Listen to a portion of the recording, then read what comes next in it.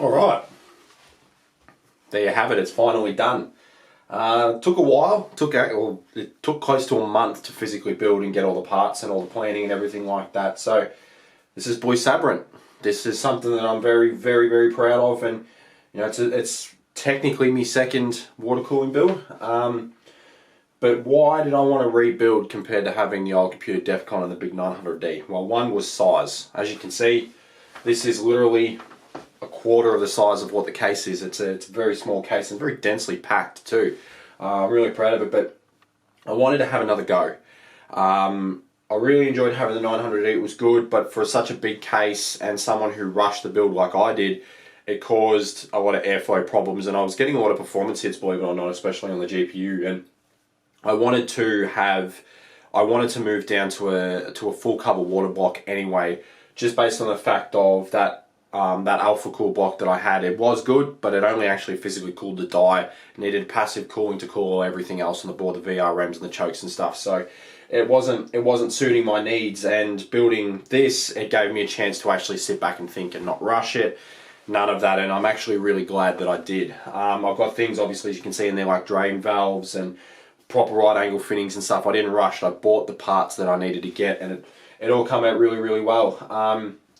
I took a couple of pointers from blokes that I watch on YouTube where they would say if something frustrates you or if it gets frustrating, just walk away from it. That's what I did, and I really took my time. It was that little build montage to the front was over about 4 days. It was, if something was really annoying me and I couldn't get it right, I moved away, I did something else, went back to it the next day, and just tried to keep going through with it. And this is how it's turned out. It's performing a lot better.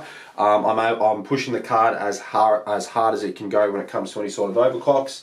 CPU, I've managed to get back to 5.2 on the same CPU block with fresh paste.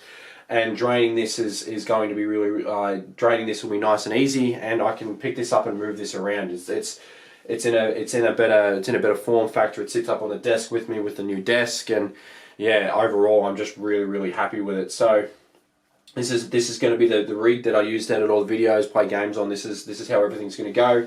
Hopefully down the line I can do a bit of a GPU upgrade from a 1070, but look, I'm only gaming at 1080p on one monitor, so I'm not pushing this card super hard.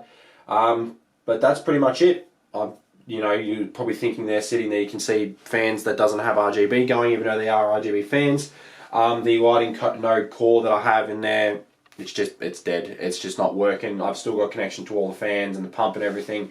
I just can't power it, so a new one is in the mail.